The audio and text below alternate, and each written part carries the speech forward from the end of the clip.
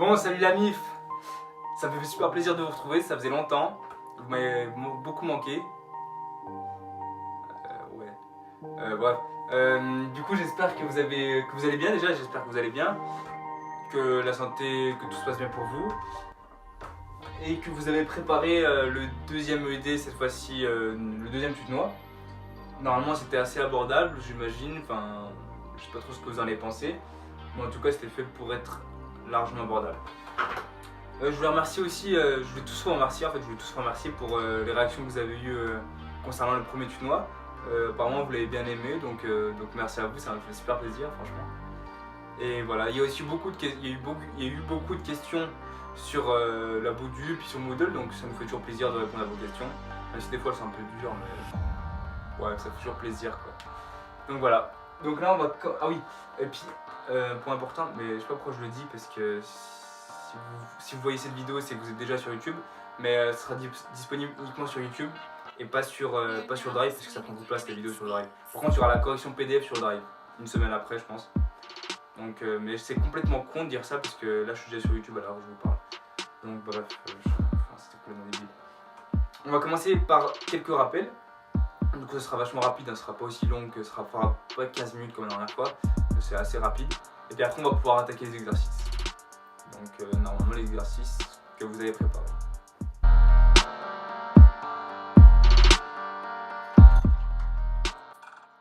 Donc, comme je viens de le dire, pardon, on va pouvoir commencer avec des rappels. Donc, les rappels, ils vont être courts, hein, c'est pas des gros rappels comme on a vu la dernière fois. Alors, premier rappel, on a deux notions. On a la notion d'osmolarité et la notion d'osmolalité. Là, c'est un O. Donc, on a ces deux notions-là. Alors, une osmolarité, c'est quoi? Alors, c'est le nombre d'osmoles par litre de solution. Alors qu'une osmolalité, cette fois-ci, c'est le nombre d'osmoles par kilogramme de solvant. En général, on utilise plutôt l'osmolarité, c'est quand même plus simple à utiliser, et c'est quand même assez rare qu'on utilise l'osmolalité. Il faut faire gaffe, hein, parce que si les molécules, si on a une molécule qui se, comment dire, pas qui se dissout, mais qui se dissocie, pardon, qui se dissocie, si elle se dissocie en deux, par exemple, il faudra multiplier la molarité par deux pour avoir l'osmolarité. Enfin, ça, je pense que vous connaissez. Ensuite, quand on a un gradient de diffusion et un gradient électrique, vous voyez, quand on a deux compartiments, on va toujours au final obtenir un équilibre. Et cet équilibre, il respectera toujours, mais ça c'est vraiment toujours le cas, il respectera toujours l'électroneutralité. Dans tous les cas, dans chaque compartiment, on aura autant de charges positives que de charges négatives. Ça c'est toujours le cas. Il n'y aura pas d'exception, ce sera toujours le cas. Donc voilà, donc dans tous les cas, le gradient de diffusion il va obtenir un équilibre de diffusion, alors qu'un gradient électrique il va obtenir un équilibre électrique. Ensuite, on a la notion de différence de potentiel. Donc ça, c'est avec la loi de Nernst. Alors, c'est un peu dur à dire, mais bref. Donc quand on a en fait, de part et d'autre de la membrane, on peut avoir ce qu'on appelle une différence de potentiel. Donc ça va être le cas si on a des macromolécules chargées, par exemple. On va avoir une différence de potentiel qui se calcule, pardon, qui se dit c'est V2 moins V1. Donc faites gaffe, c'est pas V1 moins V2. Enfin, vous pouvez faire V1 moins V2, mais après, il faudra changer ça. Donc si on fait V2 moins V1, ça va me donner moins RT divisé par ZF multiplié par ln de N2 sur N1. Donc si vous faites, comme je le disais tout à l'heure, c'est bien l'ordre V2 moins V1. Par contre, si vous voulez inverser, vous pouvez. Hein. Si vous voulez faire V1 moins V2, simplement ici, il ne faudra pas oublier d'échanger. Il faudra faire ln de N1 sur N2. Mais bon, par convention, on fait toujours V2 moins V1. Et donc, ouais, j'ai pas dit Z, c'est quoi? Z, c'est la valence de l'ion qui est étudiée. Donc, par exemple, si on fait notre étude sur du sodium, la valence du sodium c'est Na+, donc c'est 1. Alors que si on fait sur du calcium cette fois-ci, ce sera 2. Donc ici, il ne faudra pas son 2, il faudra bien mettre 2. Des fois, vous voyez, il y aura écrit juste moins RT sur F. Donc ça sous-entend que la valence de l'ion, elle est de 1. Il ne faut pas oublier le petit Z quand même. Parce que si vous utilisez pas, par exemple, si vous utilisez de l'aluminium et vous utilisez moins RT sur F, là, ce sera faux. Il faudra faire moins RT sur 3F. Parce que l'aluminium, ça donne Al3+. Donc voilà. Et F, c'est la constante de Faraday. Donc c'est N fois E, en gros, puis ça vaut 96 500 coulombs par mol. Donc ça, c'est un truc à connaître, c'est une constante. Quoi. Donc voilà pour la différence de potentiel. Donc j'ai bien dit, c'est quand on a une macromolécule qui est chargée, ça va faire une différence de potentiel de part et d'autre de la membrane. Ensuite, on a un truc super important, c'est l'équilibre de donnant. Donc l'équilibre de donnant, c'est quand on a deux compartiments qui sont séparés par une membrane dialysante. Je ne sais pas si vous voyez bien. Vous avez deux compartiments qui sont séparés par une membrane dialysante. Donc en gros, on a trois situations. On a la situation classique, si vous voulez, on a juste des ions. Donc si on a juste des ions, il y a quatre choses en fait à connaître pour chacune des situations. Donc l'électroneutralité, elle est toujours conservée. Je dis toujours, toujours, toujours.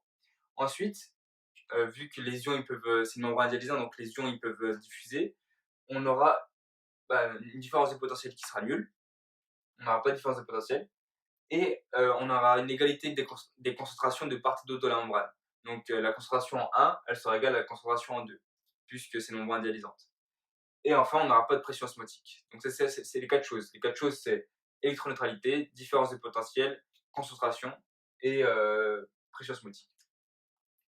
Ensuite, deuxième situation, on a toujours nos deux compartiments qui sont séparés par une membrane dialysante, sauf que cette fois-ci, on ajoute une macromolécule qui est neutre. Donc, la macromolécule est neutre, donc qu'elle soit neutre ou pas, dans tous les cas, électroneutralité qui est conservée, première chose. Ensuite, elle est neutre, donc la différence de potentiel, elle sera toujours nulle. Il n'y aura toujours pas de différence de potentiel. Ensuite, cette fois-ci, on aura une différence de concentration des ions. Donc, les ions en C1 seront. Je crois que je dis de la merde là. Les concentrations des ions, c'est là que j'ai fait une. La concentration des ions, elle sera toujours pareille. Parce qu'en fait, les ions ne vont pas diffuser. Vous allez toujours avoir la même concentration d'ions, pardon. Par contre, c'est le solvant qui va vouloir diluer. En fait, vu que vous avez une macromolécule, admettons la macromolécule a donc compartiment 1. Le compartiment 1, forcément, il sera plus concentré vu qu'il y a la présence de la macromolécule. Donc le solvant va vouloir diluer ça. Et donc voilà. Donc, oui, en fait, vu que c'est pas. Je dis n'importe quoi. Vu que la macromolécule elle est pas chargée, vous n'allez pas avoir d'ion qui se déplace parce que l'électroneutralité elle est toujours conservée. Vous voyez? Donc voilà, c'est pour ça que la concentration des ions, elle est identique en 1 et en 2. Et enfin, cette fois-ci, vu qu'on a une macromolécule, on va avoir une pression osmotique. Donc c'est ce que je disais avec le fluide solvant. Le solvant va vouloir diluer l'augmentation de la concentration dans le compartiment du coup où il y a la macromolécule. Et si on veut contrer cette pression, on a juste à appliquer un piston, puis vous appliquez une pression pour contrer l'afflux de solvant, pour contrer cette pression osmotique. Ensuite, troisième situation, cette fois-ci, on ajoute une macromolécule qui est chargée. Donc la macromolécule est chargée, donc ça sous-entend qu'on aura une différence de potentiel. Donc électroneutralité qui est toujours conservée, différence de potentiel. Ensuite, on aura une différence des concentrations aussi, parce que les ions, par exemple, admettons, on a un compartiment, on a du sodium avec du chlore, et puis on ajoute une protéine qui est chargée négativement. Puis ici, on a pareil, on a sodium, j'écris comme ça, et chlore. Ici, vu que la macromolécule elle est chargée négativement, si vous voulez, on va avoir un afflux des sodiums pour essayer de compenser la perte en fait, parce que forcément, vu que ça va apporter des charges négatives, donc il va falloir pour contrer ça apporter des charges positives et enlever des charges négatives. Donc c'est pour ça que la concentration des ions elle sera différente dans le compartiment 1 ou dans le compartiment 2. Et puis enfin, vu qu'on a ajouté une macromolécule, il y aura une différence de pression, donc on aura une pression osmotique qui sera exercée. Et donc ça fait que, en fait, vu que vous ajoutez une macromolécule, le solvant il va vouloir diluer, si vous voulez, cette concentration. Et si vous voulez contrer cet afflux de solvant, vous pouvez exercer une pression osmotique. Donc vous avez vu, on a déjà vu, c'est en gros, vous avez comme un piston qui sera là. et puis sur lesquels vous appuyez pour exercer une pression. Et puis en fait, pour calculer la pression que vous devez exercer pour contrer justement la pression osmotique, et ben, c'est tout simplement la valeur de la pression osmotique. Vous allez voir, on va le voir dans l'exercice après. Et puis, donc c'est bon pour l'activité de donnant. Ah oui, et puis ici, il y a un point sur les membranes. Je sais en général, il y a quand même pas mal de questions sur quel type de membrane c'est et tout.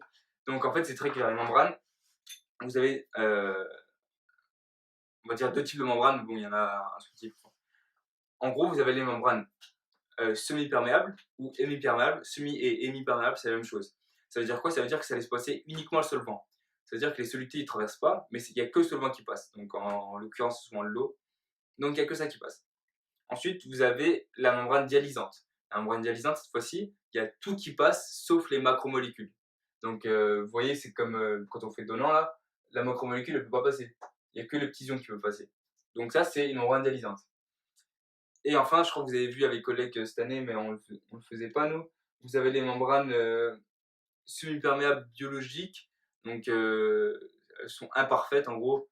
Puis elles laissent passer quelques ions. Mais je ne sais pas si vous avez utilisé, je sais pas si vous avez beaucoup utilisé. En gros, on utilise soit semi-perméable ou soit dialysante. Et je rappelle, semi-perméable, c'est la même chose que hémi-perméable.